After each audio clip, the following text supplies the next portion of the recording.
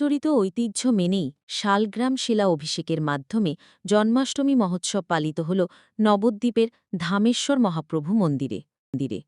কথিত আছে, ভাদ্র মাসের কৃষ্ণপক্ষের অষ্টমী তিথিতে কংসের কারাগারে আবির্ভূত হয়েছিলেন শ্রীকৃষ্ণ, আর এই দিনটিকেই শ্রীকৃষ্ণের শুভ আবির্ভাব তিথি তথা জন্মাষ্টমী মহোৎসব হিসেবে পালিত হয় সর্বত্র। অন্যান্য জায়গার পাশাপাশি ঐতিহ্য মেনেই নবদ্বীপ ধামেশ্বর মহাপ্রভু মন্দিরেও যথাযথ মর্যাদায় পালিত হল এই জন্মাষ্টমী মহোৎসব। তবে ব্যতিক্রমীভাবে শ্রীকৃষ্ণকে নয়, এই মন্দিরে এই অনুষ্ঠানে অভিষেক করানো হয় শালগ্রাম শিলাকেই। এক বছরও তার ব্যতিক্রম হয়নি। বৃন্দাবন যেমন বৃন্দাবনচন্দ্র শ্রীকৃষ্ণের, তেমনি নবদ্বীপচন্দ্র শ্রী গৌরাঙ্গের। তবে ভক্তজন বিশ্বাস করেন শ্রী গৌরাঙ্গ নদের নিমাই হল শ্রীকৃষ্ণের অবতার। নবদ্বীপের ধামেশ্বর মন্দিরে তাই প্রাণের দেবতার অভিষেকের অনুষ্ঠানে কোনোরকম ত্রুটি থাকবে না, এটাই তো স্বাভাবিক। এদিনও ধামেশ্বর মহাপ্রভুকে সাজিয়ে তোলা হয় এক লাবণ্যময়ী রূপে। গায়ে ছিল স্বর্ণ রৌপের বিভিন্ন অলঙ্কারে, গলায় ছিল সুদৃশ্য মালা। মন্দির চত্বরকে সাজিয়ে তোলা হয় ফুল, বেলুন দিয়ে আলোকমালায় সাজিয়ে তোলা হয় গোটা মন্দির চত্বরে। সকাল থেকেই চলে বিশেষ পূজার্চনা, পাঠ, কীর্তন। মহাসমারোহে নানাবিধ ব্যঞ্জন এবং মিষ্টান্নসহ ভোগ নিবেদন করা হয় দেবতার উদ্দেশ্যে।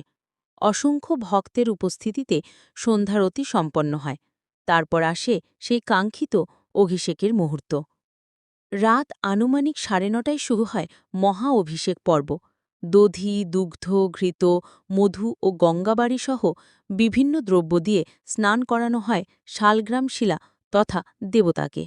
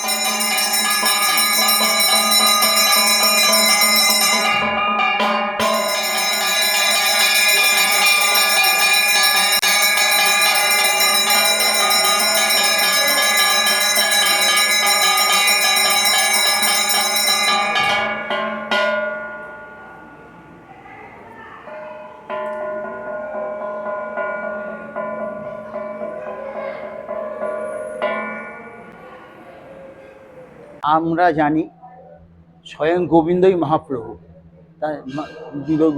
রাধাকৃষ্ণ মিলিত তনু হচ্ছে মহাপ্রভু। এই জন্যে রাধা অষ্টমীর দিনও যেমন মহাপ্রভুর এখানে নারায়ণ অভিষেক হয়, জন্মাষ্টমীর দিন অভিষেক হয়। এবং গোবিন্দর যা ঈশ্বাদি ন্যাস আছে এবং যা যা গোবিন্দর যে পুজোর অভিষেকের পর্যায়ক্রমে, সেই পর্যায়ক্রমে মহাপ্রভুর এখানে নারায়ণ অভিষেক হয়।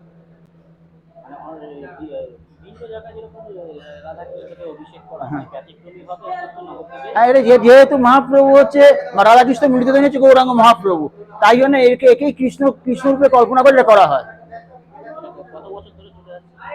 এটা থেকে ষষ্ঠীদাস গোস্বামীর আমল থেকে চলছে। এটা 1600 বছর অভিষেক হয়েছে। আমার রূপ গোস্বামী, সেবাই রূপ গোস্বামী। আমার নাম মৌসুমী বিশ্বাস। আমার বাড়ি বাতকুল্লাতে। আমি এখানে নবদ্বীপে আমাদের উৎসব উপলক্ষে আসা।